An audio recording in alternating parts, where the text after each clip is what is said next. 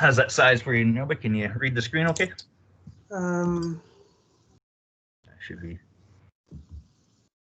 yeah, that's decent. Okay. So yeah, these reports are just to have a quick look of how the year is shaping up to date, and then we're just keen on getting your feedback for any of the various functions you have. Sure. So I thought we could just go through them one by one, or unless you want to pick and choose, or did you have any preference? No, I'm happy to go through them in series. So I've just got two things open here. One is the EASC staff report from October 30th. So that's joint services that we're not discussing today, if I have it correct. And then the information that Tom sent yesterday, which is just electoral area B, is what we're looking at today. Yeah, a lot of the stuff on the two reports you got from October 30 and this one are quite similar, but this one adds the complete last year. And then it also, down at the bottom, we have some notes that we're looking to help form the 2021 and that's budgets. Great. And as every year, I would like to also just touch on the liquid waste service that is a service between D and B, but kind of never lands either in the single participant or EASC. Okay, right. Yeah, we have that as a regional service. So yeah, we could take your comments there. Just one other quick note, Annika won't be joining us today. She had an emergency last minute, so. Sure. But yeah, if you have any park stuff, just let us know. I could relay the message. So. Right. So to start with the grant and aid, as far as the projection for here. Could I just ask one other high-level question just before we get going? And it might more be a Dave question that Dave, you may or may not want to get into. And that's just, I'd love to have some sense of where we're at in staffing levels. My understanding recently was that Michael down in Parks has left us and Karen has left us, and those are key positions. And have they been filled, or did they get vacated, or just are there other key staffing positions that will really be affecting this work that are vacant or being filled, or just any high level update I'd really appreciate. Yeah, so I think there was a resolution at the board to bring back if there's key positions, this, that, the other. Yeah. It's, COVID's a little bit, interesting is that, well, first of all, just Karen left a few years ago, but Michael has recently left. I'm sorry, I'm getting my names mixed up. That's okay, that's okay. Who was it down in planning that just left very recently? Mary Jo. Mary Jo, yeah. Yeah, so we have hired a parks planner, a technician, sorry. I believe he starts on Monday. That's filling Michael's role? Yeah. Yeah, okay. We went through the process. I'll just try and knock things off one by one for you. It's probably easier that way. We posted for a bylaw enforcement. We hired the individual a few days before he was to start. He let us know that he got another job. We went to the next two folks. They found other jobs, so we re-engaged that. So we're going through interviews with the bylaw. Real challenging. COVID, happens in March, and kind of all local governments, kind of put on hiring freezes. People weren't applying, jobs weren't being posted. And so that was, generating, a little bit of surplus within the budgets to hopefully help carry into 2021. So now we've re-engaged, posting those positions. We're going to have a planner position out. I believe Lori will have it this week. Who else is vague? We've hired a strategic initiatives manager. They start Monday. Let me think. First Nation Relations? So the First Nation Relations person will report to strategic initiatives. So one of her first tasks will be to hire that position. I see. So, okay. So that'll get posted pretty quickly after she starts. Right. I don't know if there's been a rework of positions downstairs since Mary Jo left, but my memory was that there was sort of even when Mary Jo and Karen and whoever was all here, there was still an empty position in the planning. I really love to get back to a full complement, because I'm seeing a lot of these surpluses, and I assume it's because there just haven't been people to do the work. Well, again, a combination of were we down 10% of staff or 50% of staff? Like, I just haven't been into the building since March. I have no sense of it.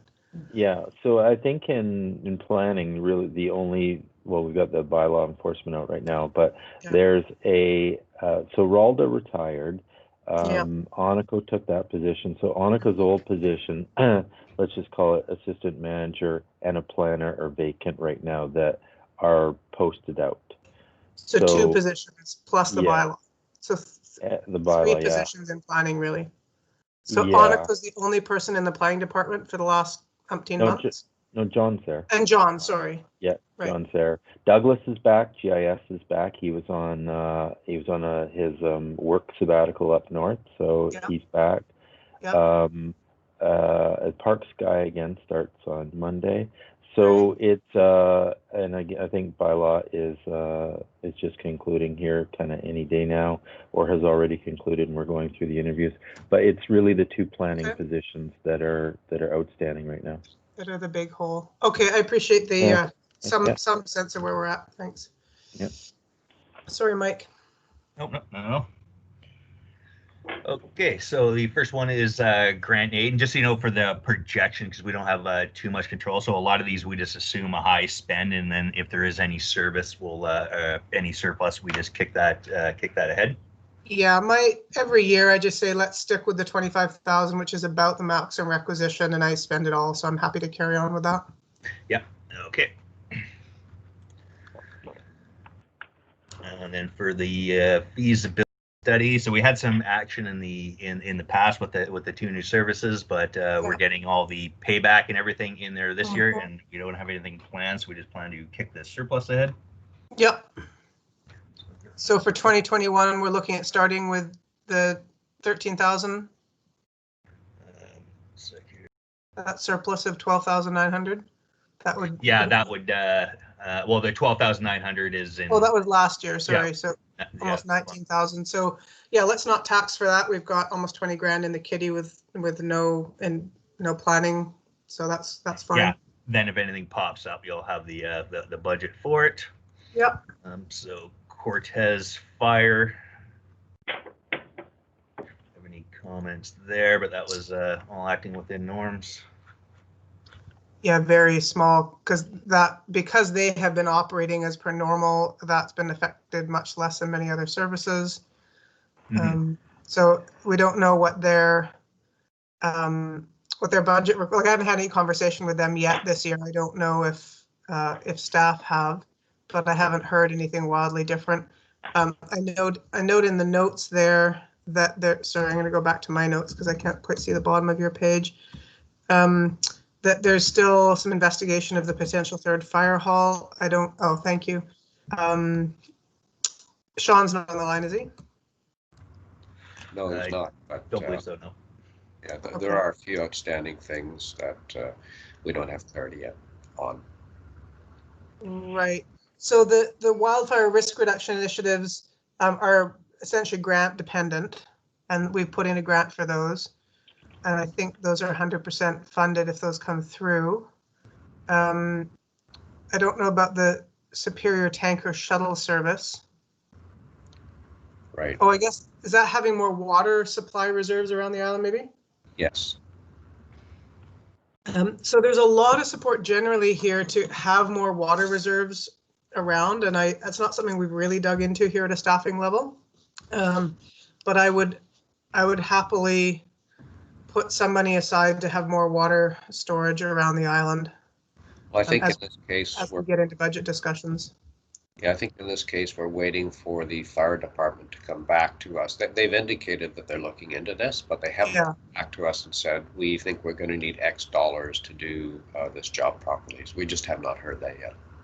Right. So the first 2 bullet points there really are likely not going to be expenditures for 2021, probably investigation stage still this coming year. Well, the Tiber Bay, I believe, there's quite a bit of interest from that area. I'm not sure that that's going to actually be a cost item. At this point, again, we don't really know. It has not been finalized, and we're waiting on the fire department to come back to us and say we're ready to go, and it is or is not going to cost some money to do it. So is there any way I can support those conversations to reach clarity before we end this budget cycle?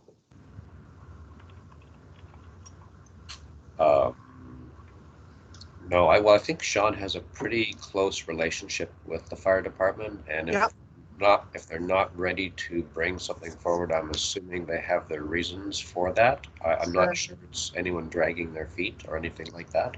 Yeah. Okay, well, if I run into the board president at some point, I'll just ask him. So Tiber Bay and tanker shuttle. Okay. So that looks fine generally, Mike. Yep. My only other comment is we don't have the 2021 budget from them yet, but they do supply us with a 5-year budget. So if we were to look at the document we got last year, it looks like they're looking for an $8,000 increase. That's about 4.6%. But like I say, chances are we're going to be getting a new budget in the coming in the coming weeks, which could totally change all that. But just as a FYI. Yeah, usually they do an AGM about this time of year and get support from their membership for a budget and then present it to us. But I haven't heard anything, so I'll ask them about that. Okay, thank you. Okay, next one is the Cortez Island First Responder, and then from what I understand, they didn't end up rolling out the services here. Yeah, so I'm just seeing that. Is that on the fire department's end, just not able to mobilize given COVID, or is that our lack of staffing, or both? Do you have a sense of where that got held up? My understanding is that it was COVID related because the initial phase, if you will, of activating the service was to undertake training. Yeah. And I think that they've been having some difficulties arranging that in a COVID universe. So that's my. So on the CIFA end of things was the delay. Okay. Yeah. But those funds exist and are ready to be rolled out whenever they're ready for them? Yeah, so this will get transferred in, and they also had we had a note in the file too that they were requesting a reserve transfer. They wanted it in the first year, but because they had the feasibility payback, it got deferred. So this deferral and rolling out the service should serve to lower the it could serve to lower the future requisition, and then also fund the reserve transfer. This was transfer to what reserve? They just wanted a operating reserve just to have, and the number I had was 17. They came up with a $17,500 number. And what was going to be their 2020 just general annual operating if COVID didn't swipe them over the side of the head? The 2020 we had budgeted at 29,000. 29. So I would be interested to hear from them and have a conversation with them about whether they want us to just tax minimally in 2021 so that they can just carry on, like make 2021 like 2020 was supposed to be and just have the same budget plus perhaps the reserve contribution, or whether there was any value in taxing the same way next year as we did this year to give them additional funds to try to do more training and ramping up this coming year. I'm not, if they could truly use those funds in a timely fashion, I wouldn't be opposed to that. Okay. But I would certainly need direction from them. So our tax was 44,000. So what I'm gathering is next year it could be significantly less if we just had the rollover, or it could be somewhat similar if they could truly try to play catch up in some way. So I'd love to hear from them on that. Yeah, because of that reserve transfer they're requesting, that was almost equivalent to the amount of the feasibility study payback. So next year everything is looking very similar, except that you're coming in there with a $26,000 surplus. So yeah, well, you'll have options on this one. Yeah. Okay. Thank you. Okay. Next is the Area B refuse. So yeah, this one's been pretty much operating the same service levels for quite some time now. So 374. And this is the one that just pays for the tipping fee, essentially.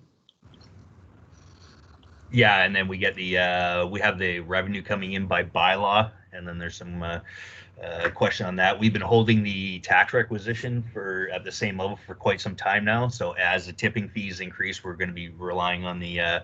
We have it scheduled to rely on the reserve, but it all depends on the amount of annual expense. But that's why the you can see that dip into the reserve. Yeah, I don't feel like I've had a substantive conversation with staff on this for a few years in terms of sort of long-term projection understanding. I'd really appreciate that. Okay, yeah, we have the requisition being held at 57,000, which was quite similar to the level of the tipping fees a little while ago, but they've since increased their cost, and then the bylaw hasn't changed, so we've been getting the same that same 9,999 as revenue. The property tax requisition isn't increasing, so as the expenses increase, it'll slowly start to draw on your reserves. So the bylaw you're referring to is a bylaw for which? To tap? It's not taxation. It's a service. No, we the establishing bylaw does allow us to tax for that, but there's another one that revenue, and I think we've identified certain operators over there that are the largest users, and then they have a fixed amount that they pay every year. Of course, this bylaw that was going to get updated 8 years ago has been on the books ever since. The commercial accounts. Yeah. Okay, so where are we at with that? Because literally, Dawn was working on this for 3 years or so before she left. So what's the holdup here now? So one thing I can advise, Nova, is that there was a draft bylaw prepared to look at the rate structure, and we did send that to legal counsel. I remember a year or so ago. Right, and they advised that there's some shaky ground here, and it has to do with the way that the Comox Valley Regional District set up the regional solid waste and the structure of their bylaw. And there were carve-outs, and then they deleted the carve-outs, and so there's some question as to what legal authority we still have to be setting rates. And I think Annika would be the logical person to advise where we're at in terms of bringing that discussion back. Okay, because I've been of the view a few years now that we should be looking at scrubbing the bylaw if we can't figure out how to make it fair, because it doesn't relate to anything in reality. The amounts that they're paying have been the same for decades, and nobody can find the logic basis upon which they were created in the first place. So I understand that it's a complicated one, but given that we've had this legal advice for quite some time now, we do at some point need to figure out what we're doing, because our current practice is just not fair. Right. So is there some way of getting clarity on that before this budget cycle is over, and updating it accordingly so we can have so that 9,000 amount can increase or decrease according to what we deem to be fair? Or is that too expeditious to expect? Well, in my opinion, I think there needs to be a reckoning of the risks based on the legal opinion we have with respect to fee restructuring, and if that risk is deemed to be minimal, then the board might choose to go ahead with something. On the other hand, it might require some more study. It is quite a complicated issue, strictly because it does involve the Comox Valley Regional District and their I guess domain being the solid waste management for the region, and there is that kind of overlap and intersection. Sure. No, and I understand that, and I don't shy away from the complexity. We need to figure out the way through that complexity, and so whether a further legal opinion is needed, or whether conversations with the CBRD or conversations with our board or whatever. What is the next step in this process? And the legal opinion that you got, Tom, does it indicate that the existing fee structure and the existing bylaw are on shaky grounds, or just all of the above? Right. So that's why I'm saying, does it make any difference really whether it's the existing bylaw or an amended bylaw? If we're on shaky grounds either way, let's try to make it fair or disband it, or figure out in conjunction with the CBRD what is legal. But to carry on in this way just because we're not sure what to do doesn't seem professional at this point. And absolutely no disrespect. I know your plates are massively full. What's the next step here? I think I'm going to have to rely on Dave. I mean, I don't really have much to do with the service other than obtaining the legal opinion. Right. So yeah, I've heard reference to the legal opinion, and that's great. I don't necessarily need to see it, but it would seem like either staff need to make a recommendation based on it, or give it to the board, or something be done with it. Yeah, perhaps we could pick Annico's brain or something when she's back on that. Okay. Yeah, no, I'm here, but this is no longer my service. So this has been passed over to engineering with Wolf and Jesse. As far as I know, they've been working on it, but with what came back from the legal opinion, it was, community services and engineering's understanding that we didn't really have any room to move right now. So if there's some sort of direction from either Dave or the board to either, amend the bylaw or get rid of the bylaw, whatever that is, then I would assume that engineering would pick up with whatever action was needed. But at this point, we were basically waiting for someone to tell us that, we did have authority to make amendments to the bylaw. But like I said, this has been under the purview of engineering for a number of months now. So my question is, if we don't have authority to tax at all under the existing bylaw or some amended bylaw, then we're in a precarious situation whether we amend it or not. Or is it that the existing bylaw is fine, we just don't have purview to amend it? It sounds like from Tom that's not the case. We're just on shaky grounds in every single which way. So I would suggest then that we consider pushing the matter forward such that we can either get clarity, amend it so it's fair, or pass it over the CBRD or something. Like, how does it work in other jurisdictions? Do commercial accounts just get a free ride, or we're not the only ones here? So just a point of clarification on this particular service, and sorry, Annico, I didn't mean to target you. I know that we talked quite a while ago about this, but this particular service, is there taxation involved, or is it strictly the raising of fees, user fees, that generates the revenue for it? Yeah, there's 57,000 in tax. Oh, there is. Okay. So the taxation is for residential users, because it's not a pay for service for residential. It's just $90 a month or a year, or whatever it is. And then in addition to that, this 9,000 is generated through commercial accounts, so Hollyhock and the stores and whatever that come in. But those rates were set eons ago with no rationale to them. So, the Gorge pays a flat rate every year that's not related to how much they use it or any calculation that anybody can figure out. And so after this many years of us knowing that this isn't right and not knowing how to fix it, it seems really not right. So could we have a conversation with, Jesse or Wolfgang or the CAO or legal counsel, or like, how can we get to the bottom of this one?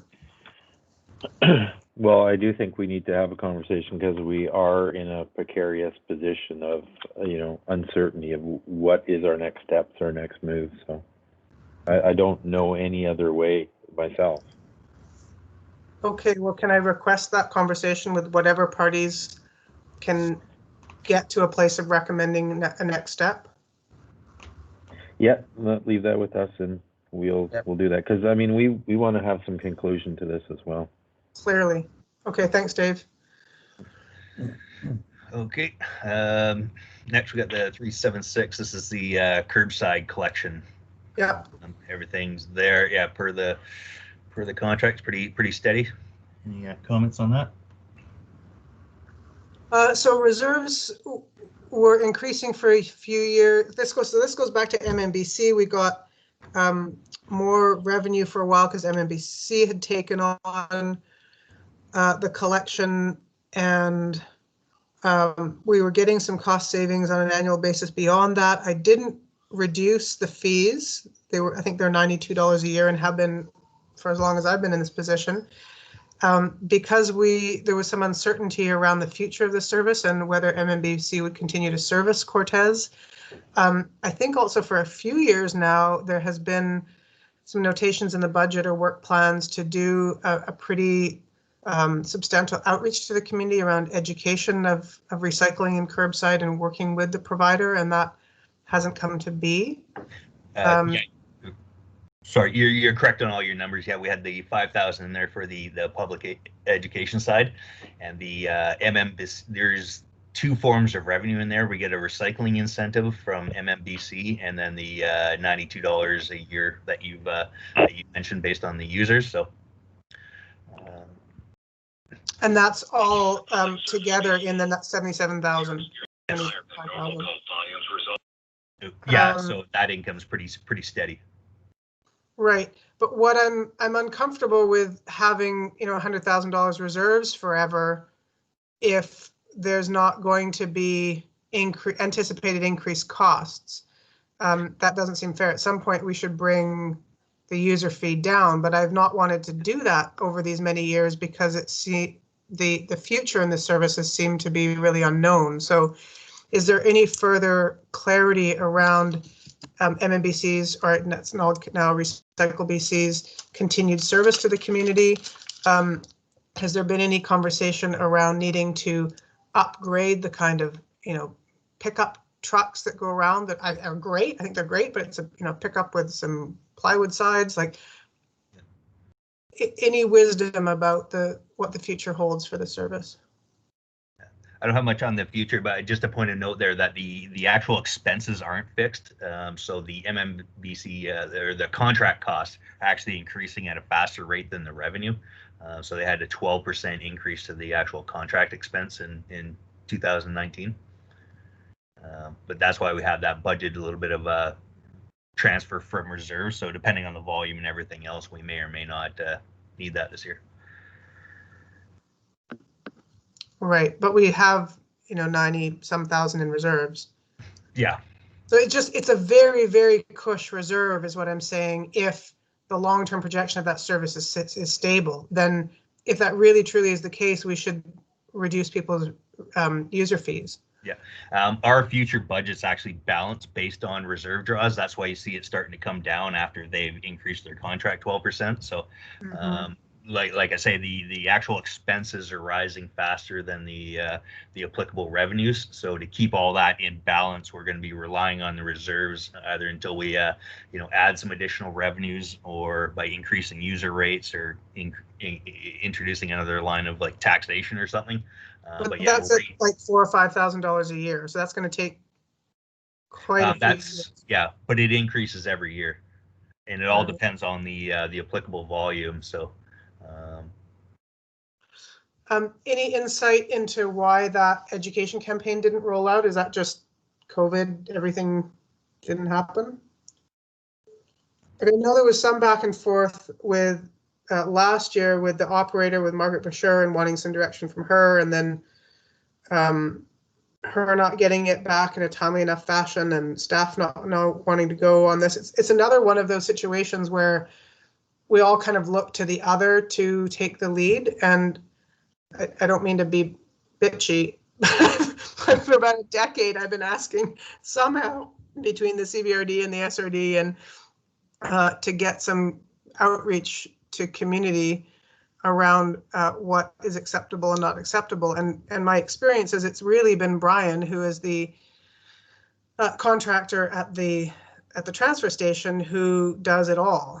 And I'd really, really beg that somehow we get an aggressive communications campaign out to this community, because our compost and recycling components in the garbage are abysmal, and then there's constant concern at curbside about there being contamination or glass or film plastics, and there's just not been any significant outreach and education. So what is that going to take this coming year to crack?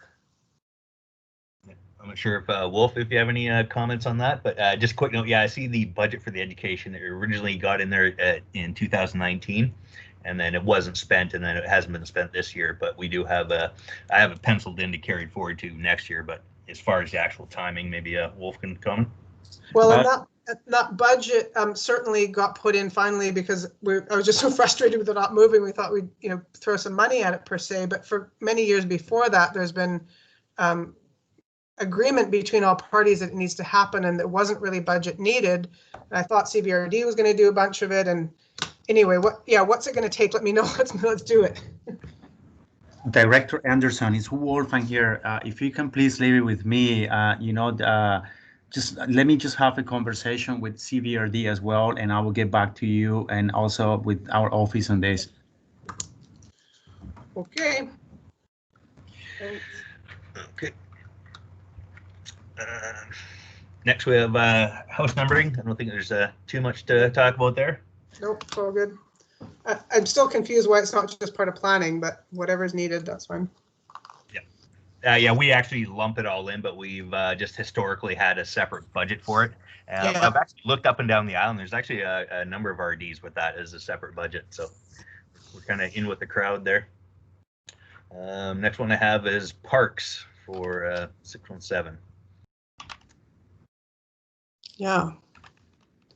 Sure if you had any input there. I think we had commented on most of the carry forwards in that past report, but that's what that 8,000 is the community works funds draw for that one project, and then we have a number of projects managers looking to engage in.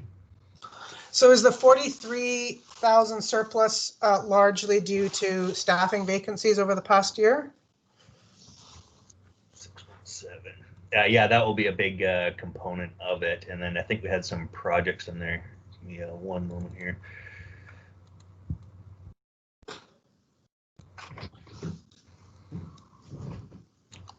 But yeah, just general vacancies and whatnot. And then we've just some of the contingencies and whatnot haven't been haven't been all spent. Carried that forward. Because historically, we don't have an extra penny in this budget, so I'm just curious why this year was so different. I don't know if Monica has any insight. Yeah, a lot of that's with carry forwards too. I mean, you should always have a little bit of surplus anywhere where there's assets, just because we have a whole bunch of contingencies in case any repairs or legal expenses and everything come up. So I think this has had albeit a much smaller surplus in the past, since that debt's been paid off. But yeah, the surplus is usually in the single-digit thousands, so to be in the 40,000 range is just, I don't remember that, so I'm just curious what was different this year. Yeah, Director Anderson, the majority of the surplus is due to staff vacancies. A large portion of this comes out of the vacancy for the manager and also the planning position that's been vacant for a number of months. The rest of it is just carry forwards that will be spent next year. Such as like project work? I got a couple of them that are identified. So we have some signs we're looking at doing, and then there's that was 5,000. There's 8,000 for that project we've been discussing, and then there's some work on the Cortez Skate Park that's also scheduled to get done. And and the rest of the remainder works in Quas as well. That's just because there hasn't been somebody to do it. That's not happening. Or is there some other reason that I need to know about? It's just a personnel issue. Well, some of it was COVID related, so we couldn't start that project. The rest of it is more or less just timing. Yeah, I don't really have much more to comment. Okay. The second to last bullet, the Crown land acquisition, I would love if that could have some attention. It doesn't require, as far as I know, field work or community consultation or COVID, anything. I think that's just communication with the Crown. And I haven't heard anything for a year or two on that file. So that seems like a really big win for a very simple administrative piece of work. I'd love if that could be prioritized. Yeah, so Director Anderson, this was a major priority for Mary Jo. We had a number of conversations with you actually on this earlier this year. So it hasn't been that long since we've had a conversation about it. This is basically now in the hands of Flinro. We've done all the work on this, and we're waiting to hear back from them. They've got major staffing issues, so there's nothing further on the SRD's end of things. So we're just waiting to hear back from Flinro, and we've been waiting for about 6 months now. I'm so glad to hear that your end is complete. Thank you so much. So I don't know what kind of direction you're hoping from me on this. I mean, with the amount of backlog on projects, I certainly don't want to throw anything else on the to-do list. Nope, that is direction. But yeah, just in case if you had anything that we needed to consider, that was a good time to let us know. But you can do that any time of the year, really. Well, I mean, all kinds of things I'd love us to consider, but in reality, unless we can get to these things, then there's not really spaciousness to bring new things forward. So, yeah, I understand that. Working within the reality that is. I could go on. I won't. Yeah. So really, I guess what we're looking for most. So I guess the question when we come back with a preliminary budget is, will the tax requisition that has always really been maxed out in this service be reduced a bit given the surplus this year? I guess I'm just looking for advice from staff when we get there. Yeah, okay. So up next I have the Cortez Island Community Halls. I guess I will just ask, sorry, before we move on from parks, the two gas tax projects there, 8,000 and, sorry, there was the 56,000 in trails and the 8,000 in data collection and 40,000 in QUAS. Are those projects from staff's perspective that are actually completable in the next few years or engageable at least? And if not, then Dave, am I allowed to speak to the Connected Coast last mile stuff here? We're not in camera. Anyway, let me just say there's some opportunities for significant gas. Sorry, I was muted there. Yeah, no, it's all good. There's some opportunity for some significant gas tax spending coming up on another initiative. And if, for instance, the 50,000 in trails, which has been there for a few years now, is just not realistically going to rise in the priority list, then I'd really like to know that, because then perhaps we could claw some of that back. And if we can speak to it, I'll defer to you, Dave. Just reminding me of what the number that we needed for that other initiative and how short we are from the numbers that Mike gave me at the beginning of the call. I'm not sure what I'm allowed to say here. Well, I keep forgetting I'm muted. So I think Mike said about 604 unallocated in 220. Was that right, Mike? Let's go back to schedule here. What I've got noted there was 604 at the beginning of 2020. Yeah. Then there's about 100,000 unspent but allocated. A few more installments coming in, and if everything was spent, we'd have 567 left at the end of this year. But what I'm asking is, if that trail project, which we've only spent a few $1,000s in over the last few years, just isn't going to happen, do we just claw 50 of that 56,000 back? Similarly with the bridge or the data collection, like if that's realistically going to happen, great. If not, we might redirect it. Yeah, so We can do a couple things. One, you can redirect it, or two, you can leave it there, and when the time comes, redirect it at a later date. But yeah, I agree. So we have a funding opportunity for connectivity on Cortez, and I guess it's like 9-to-1 funding. So if Director Anderson can claw back $50,000 on something, it gives her access to another $450,000 in available broadband funding. So, looking forward, I guess it's for us to look at if you I think this is a bit of a critical time in 2020, 2021. If you're realistically not going to be able to do that work, then move it into 2022 and reallocate that money to broadband connectivity. If that's kind of what you're thinking, Director Anderson. Well, that is, but I'm really looking to staff, because we've all been optimistic for years that we're going to get to this stuff, and it's just not happening. And so I'm wondering, given sort of the new reality that we're in, if we can speak a little bit more, I don't know, realistically to work plan possibilities.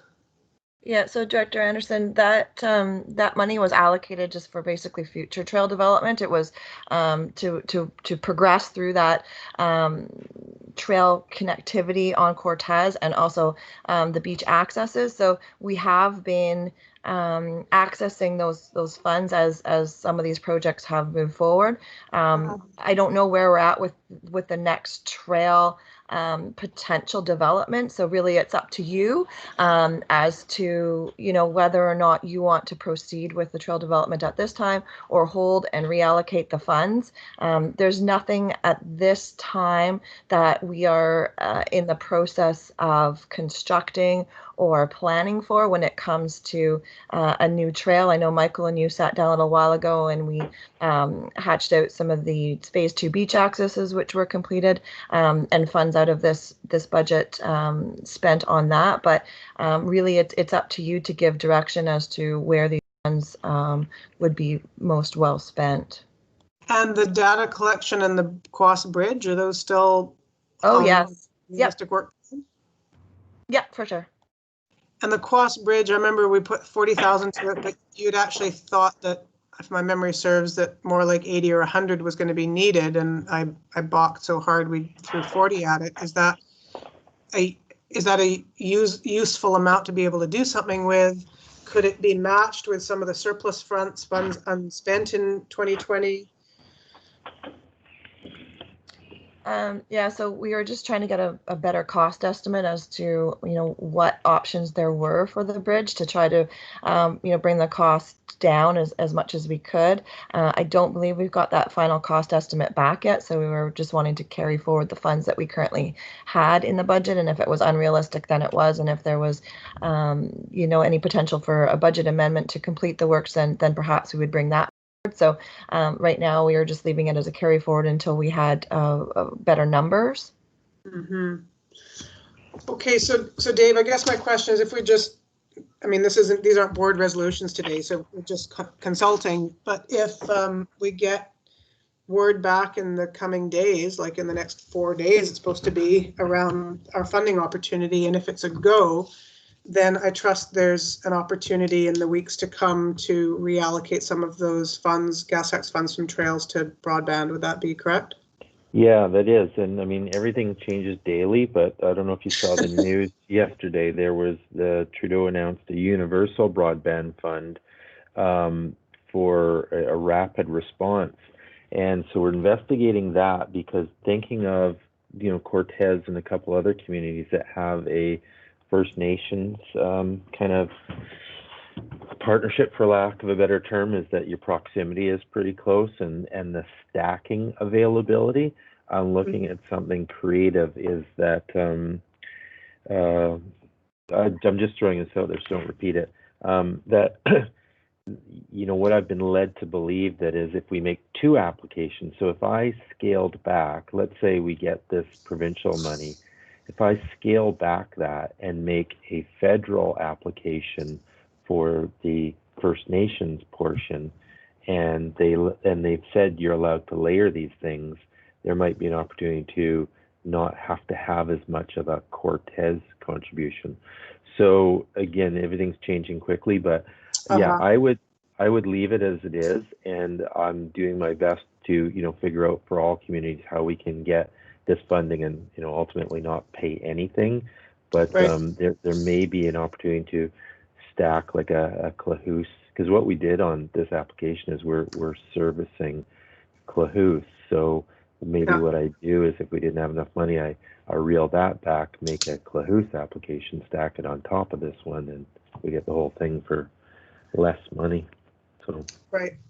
Okay, well, just know at the highest level in consideration that we've got an extra potentially 50,000 to pull from gas tax if we put it gas tax, but there's not a whole lot of wiggle room there. Yeah, no, that's okay. And like you say, 50 leverage is almost $500,000. So, every penny counts. So. Yeah. Okay. Thanks. Okay. Next one I have is the Cortez Island Community Halls, and then that was brand new. So I'm not sure if you have much comment on or how that's going so far.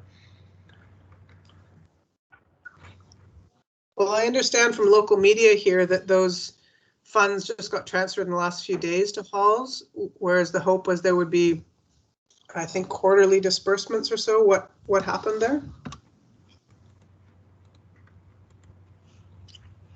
Not sure if Aniko wants to comment, but yeah, by the time we got everything approved, it just went out with a regular check run.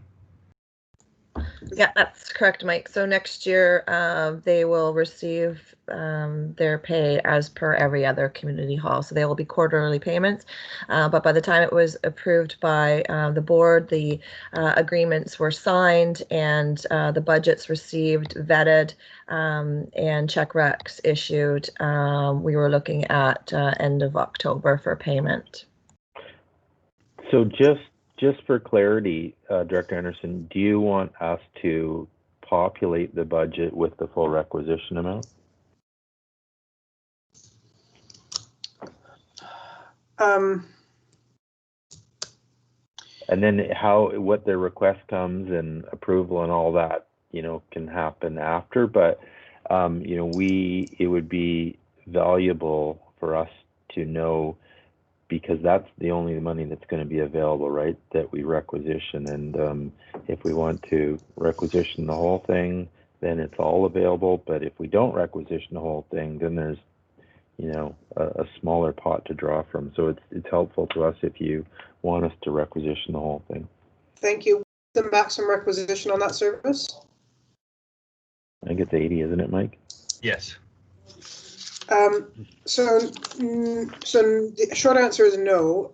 The commitment really throughout the whole referendum process in the community was that we would set a maximum a little higher than what was actually needed, and that we would really only tax what was needed. So I would like the requisition to really match, get the requests from the halls and then have a discussion with them about what we think is fair and request that amount. So what were the requests from the two halls last year? Was that the 63,000, or did that include paying back the reserve or paying back the establishment? Yeah, we had to pay back. Yeah, we had to pay back some money. So how much actually went to the two halls this year? I have 18,000 for Gorge Hall and 46 for Manson's. So total. So at this point, I would say put in the budget, 65,000 plus whatever kind of admin fees the regional district needs. But I would hope, just like the fire department, we would get budgets from them about now, so that we could be putting them into the budget and taxing accordingly. So you can help us out with that. So, Okay. If we get direction, let's just say we put 65 grand in there. There's only 65 grand available next year. So when they make their request, if they get something to us between now and middle of January that says, I would suggest they pass it by you, and you're okay with it, we will change that number. But we'll populate it with whatever they want. But once that number's in there, we can't draw on more than that. Oh, I understand that. And like we do with the fire department, about this time of year, we have a conversation and put the budget in based on their request and what we think is fair. And I'd like us to develop a similar habit with the community halls. So there haven't been conversations, I guess, then yet between staff and the halls about next year's financial needs? No, here I may offer a suggestion. You don't have to take it or not. Yeah. If you requisition the full thing, that will give you some flexibility this year, and you give out whatever you want.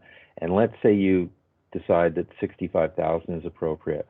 That will generate a surplus for 2022, and then maybe you have some flexibility with requisition. But you don't have to do that though. Well, I think on almost any other service I would do that, and I have generally over the last 12 years done that and had surpluses and had budget or had reserves, and but given the complexity and the acrimony and the contentiousness of establishing the service, there was really a promise that we'd tax what was needed and not max out the tax requisition. So I don't want to go back on that. That doesn't seem fair. So at this point, what I would ask that you put as a placeholder is 65,000 for the halls, plus whatever you need as admin fees to support that. And I will reach out to the community halls and ask them for their budget requests so that we can update that in the next month or so if need be. Okay, that sounds fine. And just as far as process, so we all understand. So let's just say it's 65,000. Once the budget gets approved, like we have to wait till the budget gets approved, and then we can, because we have no reserve in this, we just started it up, that we'll need the budget reserve before we start, providing checks, right? Totally. But I would like this time of year to there be communication between. Yeah. So, I mean, I'm happy to make a couple calls, but it seems like to set up good process into the future that would fall to somebody in staff, like is being done with the fire department. Yeah, it makes it easier for us so that we're all on the same page. Everyone knows what pot it's going to be drawn from, how much, and the budget when it gets approved, and the process. So, we don't have to, have these questions every year about where's our money. I mean, the first year, there's an oodle amount of bureaucracy here involved with the contribution agreements and budgeted and the budget being approved date and so on and so forth. So now the machine's up and rolling. We agree on the amounts of money, budget gets approved, checks are sent out quarterly, and it's all a moot point here moving forward. Sure. So, and thank you, Director Anders, if I may, these conversations have been had with both halls. Right. They both were advised that this year would be different and they would not receive the funds as per the contract agreement, and that they wouldn't be coming until well after the board had approved the agreements, given the fact that we needed to vet the budgets. And the contract themselves, we had a number of conversations with respect to the requirements of the agreement. Is very clear as to the expectations of the SRD with respect to receiving their budgets, and they are well aware that we need to receive budgets prior to the end of the year to base the next year's budgets on, and that depending on the given year, the first quarterly payment would be based on the previous year, and then any adjustments made in the second quarter. Now, like Dave said, there may be a different scenario this year just because we don't have any funds in the budget for the first quarterly payment. Right. I got a quick add too. For a lot of these services, we'll have a small contingency. Usually, it's about $2,000 split between legal fees and or a bit of insurance. But the other thing you might want to look at is just to get some money into the reserve. For example, if instead of going for 65, if you were to go for say 75, you would have a tax reduction. Plus, you would put an extra $10,000 or so in the reserve, and we could use that to match other senior government grants. There's a very popular one out there for it gives you, if you put 5 in, you could, get a total of a $15,000 project funded. So you may want to consider populating some type of reserve balance just so we have something available in case any grant opportunities come up. What kind of grant opportunities might come up that would be relevant to community halls? Well, there's a lot of planning grants that we get, and I believe there's they'll give you 100% of the first 5,000, and then 50% thereafter, up to a maximum of 10. But you could do, certain planning or anything else. Likewise, too, you could just put in an operating reserve in case something comes up, unexpected repair that you want to help out with, or anything else. I'm just saying now is you have the opportunity, because it looks like the taxes will drop next year. So you could either have a bigger drop, or, I'm just saying you might want to consider a smaller drop plus a reserve contribution for any grants or unexpected things. No, I really appreciate those comments. So the maximum, we taxed to the maximum last year, 80,000 and change. Yeah. So anything, like so we did 60 this year, 65 this year, they'd see a reduction in requisition. Yeah. Yeah, and I was certainly clear with the public. The first year would be more because we need to pay back the establishment reserve, we call it. But the expectation is that we wouldn't be taxing a whole lot higher than the actual request. But you make a super good point about starting out with a bit of a reserve for matching funds or contingencies or first quarter payments. I appreciate that. So I was just kind of thinking you can get a sizable reserve and a tax reduction all in 1 year, and then the next year you're going to have another tax reduction. Yeah. So you could. Yeah. Okay. Fair enough. So let's say 75 tax requisition, assuming that the halls only need about 65 of that, and then there's some contingency. Yeah, it just gives you options in the future, plus a tax reduction, which doesn't come along very often. Okay. Next one I have 697 Heritage Conservation. Looks like it's pretty small. We've been kicking forward a surplus for some time now. Yeah, I'm still unclear really what this is about. I know Tom and I sat down years ago, and the establishing bylaw is not super clear. It seems to be available mostly for, heritage building designation, etc., which is just not popular around here. I had a conversation with the museum a few years ago about whether there was any chance of accessing some of these funds for some of the work that they were doing. I don't know that we got to the bottom of that. I just, knowing how hard it is to establish a reserve, or a service, I'm very never get rid of one. Yeah. This is only really costing, like $262 a year, and that's mostly an internal allocation anyway. So this just gives you options for the future in case you ever need it. I would love, and I don't know if I need to give more direction to this, but I would love just to have even a half-hour chat. I don't know if it with Tom or somebody again, just to understand what kind of things this service could actually support in the community. So Dave, if you know who that conversation could be with and would allow it, I'd be appreciative. Sure, we can set something up and have a chat about that. Okay, so that's the last one on your list, and then you mentioned at the beginning you'd like to talk about the liquid waste management, which is split between Area D and E. B, yeah. Shared is a more appropriate word. Oh, yeah, sorry. Ever the diplomat.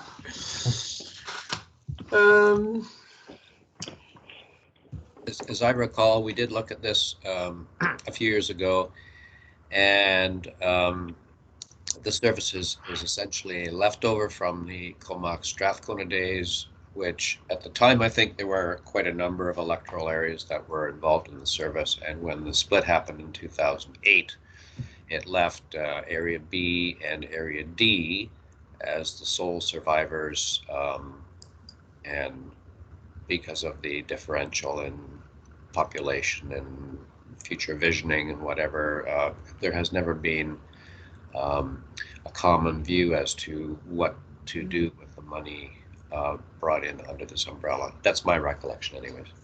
Yeah, I share that very much, and that both Director Lee and I would be happy if the other one left the service, but neither of us want to leave, so we're in this stalemate.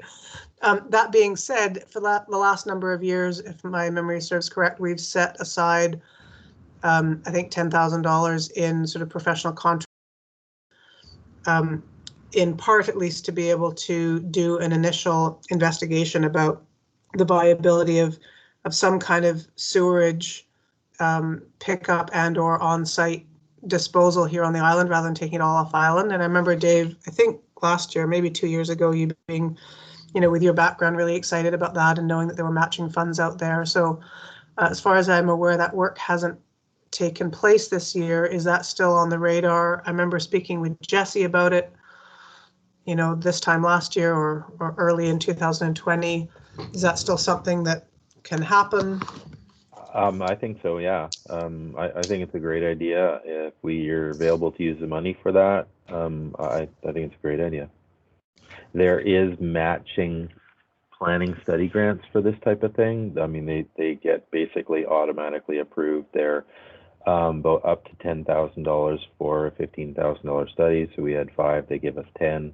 And they're quite easily accessible. So we make an application and we do the study on some kind of liquid waste management options, septic disposal, holding tank, whatever that be. So can anyone confirm, was that on the work plan this year, and can it be on the work plan next year?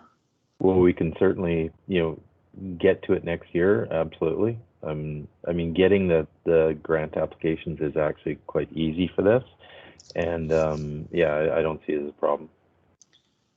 Director Anderson, if I may, it has been on the work plan, and some work has. Jesse does have some background and information that relates to it. So just not sure. I mean, I feel like every year at this time I just get to bitch, which is really not the thing I want to be doing at all. I'd love to be applauding all kinds of wonderful things happening. So what would it take to actually get that to happen? Director Anderson, I'm sorry, it's Wolfgang again here. We had a discussion about this item this past week with Jesse. This is something that we're going to give a priority beginning of 2021. So we're going to be working on this item. Great. I'm at your disposal in any way I can support. Thank you, Wolfgang. Yeah, you're very welcome. Thanks. So in terms of this actual budget, where are we at? So tax requisitions for $5,000 a year? Or are we? Yeah. So what's the spending in this service? What got spent last year? We had a little bit in insurance, then we have some support services going towards it. So not 26,000 then. What am I reading wrong here? Oh, that's just the budget. We kick forward the full amount of the budget, and then we plan for we have a septic smart education program budget of 13,500. So in area D? Pardon me? In area D or both, or? I believe it would be for both. Okay. And again, that's just a work plan carryover then? Yeah, it's the notes I have, and I'm not sure if Wolfgang is anymore, but it's supposed to be work on septic sludge dewatering and septic smart education programs. So Wolfgang, was that what you were speaking to, both of those items being a priority in the coming months? Those ones as well, that's correct. So are the carry forward, the surplus funds sufficient, or is there a suggestion for a requisition in 2021 to support that work? Okay. I would say the surplus funds are sufficient till we have a better understanding. The budgets we do have are quite old, so I'm not sure how accurate they still are. But yeah, I would keep everything the same until we figure out what to do. So at present, there's, sorry, that 26,900 is, what would be the surplus into 2021 at this point? Basically all of it. 20. Yeah, we're looking at 18.5. Oh, that's prior year surplus from 19 or from 20? Oh, we take forward because we don't think the if we actually project spending, we think the spending is going to be relatively low. So yeah, we should be able to carry a big surplus ahead, and then we'll have the we've been maintaining a $5,000 requisition there for a while. So that would bring you up to 23,000. Then we also have a bit of money sitting in a reserve. Right. Okay. So no new requisition really needed there. Yeah, I know everything should be the same, and then it's just a matter of gearing up and getting the programs rolled out. Okay. And you haven't had a conversation with the Area D director about this yet, is that right? No, she's not on board till 3 o'clock is her one-on-one. Okay. If she has a wildly different view of things, would somebody just let me know? Yep. Okay. Thank you kindly. Okay, yeah, that's all for the service, but I'm not sure if you have any anything additional or capital projects or anything else you'd like to discuss in the time remaining. Well, there are all kinds of fantastic initiatives here. I would love the regional district to be working on, but given our backlog of work, I don't feel like I can really bring anything forward. Like all kinds of bicycle paths that I've been wanting to work on for a long time, land acquisition, various things, but I just don't feel like it's a responsible thing to bring things forward when we're struggling to get to the work that is currently we've had in front of us. We had similar conversations here with like the business cases and everything else, and it's just with COVID and everything else, it's really a matter of getting through what's on our plate, and then also not trying to requisition too much for projects that we can't carry forward with in the relative near future. Yeah. Do we have any, and perhaps it's premature to ask this, and if so, fair enough, but do we have any big picture sense of, I've read through the surpluses that came forward to board and East last week, and there seemed to be some greater surpluses than normal because of, work undone. But then I also read an article that the city of Campbell River is looking at a tax increase and a service reduction delivery reduction, both quite substantial. Now, I'm assuming that that's because they don't have the standard revenue like from, I don't know, transit and the gardens and various other things where people are out and about in the world. Are we as a regional district affected much more minimally and differently? Are we anticipating at the highest level having more or less surpluses or more or less financial demands on us this coming year? Any sense? Well, so we got a letter from the province giving us, $539,000 recently for lost revenues due to COVID, and I think I understand the city just got 4.9 million or something like that. So they may adjust that mandate, but regional districts are not revenue dependent as much as the municipalities. Yeah. So we're not. What we're trying to do, to be honest, is aside from individual services, because they survive on their own, but if we look at 500 planning or 130 EA services or corporate admin, we're looking at holding level water with those coming into 2021. So we're looking fine here corporately, and I think we've managed with the planning, functions, the EA functions, corporate functions, and Strathcona Gardens, we're kind of projecting level water here.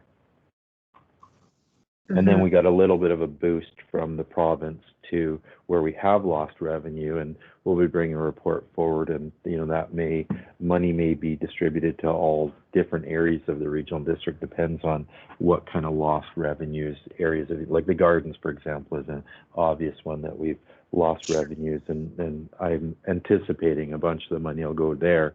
But like there's other community halls and things that have also lost revenue that the board may wish, and again the city's getting larger chunks, and so they may revisit that because that letter just came in the other day. So maybe they're able to not reduce services and increase taxes as a result of getting a little help. Right. As you know, my alternate was at the last East meeting where the surplus was discussed. Was there any direction? I haven't read the minutes from that. Are there any direction given for the coming year, or was it just discussion about where we're at to date? It was just discussion, and what we were trying to do is give the board, relieve any anxiety moving forward, because you have, I think Brad said in Gold River they were looking at 8%, the city was looking at 3%, and because the regional districts, municipality-wise, pile on, if you will, trying to relieve any anxiety that's saying, hey, well, our goal here is to maintain level water, so we're not going to pile on.